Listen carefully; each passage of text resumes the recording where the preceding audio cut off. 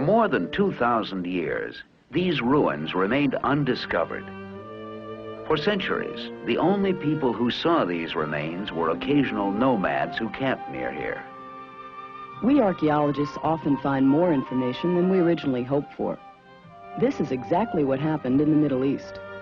In the 1850s, when archaeologists first came to Iraq, or as it was called then, Mesopotamia, they were looking for the biblical city, Babylon, but they uncovered even older civilizations. The digging started here, in the Fertile Crescent. The land between the rivers looked promising because of the possibilities for irrigation agriculture. Archaeologists knew that early civilizations grew along the banks of major rivers. Here, it was the Tigris and Euphrates. These rivers were fed by waters from the mountains to the north. Not far from here, ancient cities have been discovered. Around 2700 BC, they were populated by Sumerians. In this area, archaeologists have found proof that cereal agriculture was the basis of that civilization.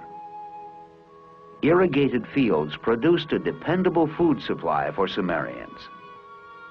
They dug ditches and brought river water to their dry lands, the first step toward large-scale farming. Farmers have been irrigating this area for nearly 5,000 years. Canal systems crisscross the whole land. The Sumerians turned the desert into a fertile delta. With an abundant food supply, the population grew, with Sumer divided into several city-states. This pattern was quite different from Egypt, which at the same time was developing into a unified country. We think about 200,000 people lived in a typical Sumerian city-state. The temple was the center of Sumerian city life.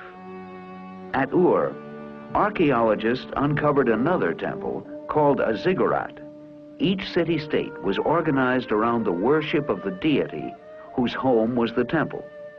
I remember thinking what great shape the Sumerians had to be in. It was a long way up to the high platform, but when I reached the top, I could see the ruins of the entire city. To the right, the river, not far from where it empties into the harbor. In ancient times, merchants sailed the river, trading goods, some going as far as India. They also used wagons for transportation, which brings us to the wheel, one of the Sumerians' greatest contributions to the Western world. If you doubt its importance, just take a look around.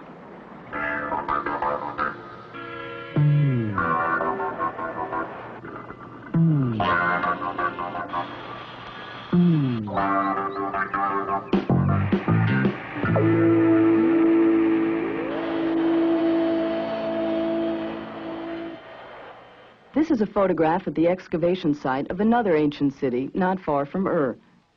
All of the various pots and jars and bowls were found in just one home. The Sumerians were among the first people to use the wheel in pottery making. Craftsmen were probably specialized. Some made pottery, others made statues. These figurines were placed in the temples. They give us an indication of how the Sumerians dressed and what they looked like. Some cities even had toy manufacturers. Working with clay, the Sumerians produced toys that resemble some of ours. Only the most skilled and gifted people were allowed to work in silver and bronze. Since precious metals aren't found in Mesopotamia, the silver in this bracelet probably came from northeastern Asia Minor. Although the Sumerians traded for certain materials, they relied on clay to make most things. Mud and sun were about the only resources they had. Even in Iraq today, some homes are made with clay bricks. The Sumerians also developed the principle of the arch. This method of spanning and opening in a wall was the Sumerian contribution to architecture. Since 2500 BC, the arch has been essential in the building of bridges and temples.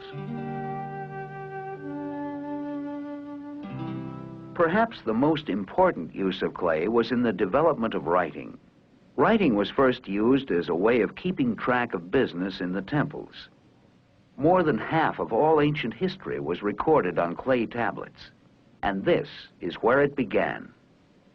Cylinder seals were the first form of written communication.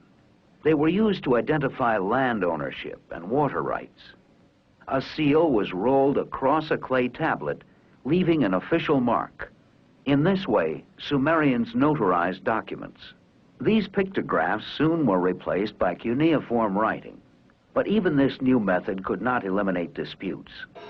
The cities continued to fight for centuries.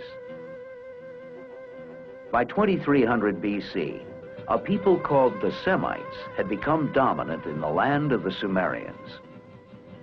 By 1900 BC, Sumerians had been absorbed into the Semitic population. Then in 1750 BC, the people became part of a politically unified empire created by the Semitic King Hammurabi. The land became known as Babylonia, with its capital at Babylon. This is King Hammurabi at his throne. Below him you can see his famous Code of Laws, which were inspired by an earlier Sumerian code.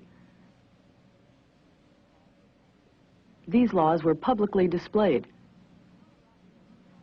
Hammurabi built a powerful empire which included Mesopotamia, Syria, and part of Asia Minor.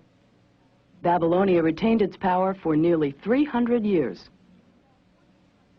About 1400 BC, another people had their beginnings around the city of Assur.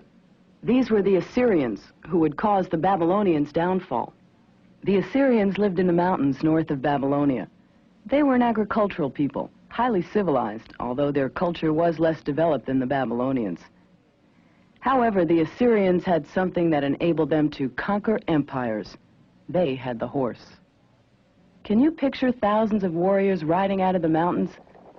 Men on horseback must have been a terrifying sight to a people accustomed to fighting on foot. The Assyrians used shields and designed chariots for fighting.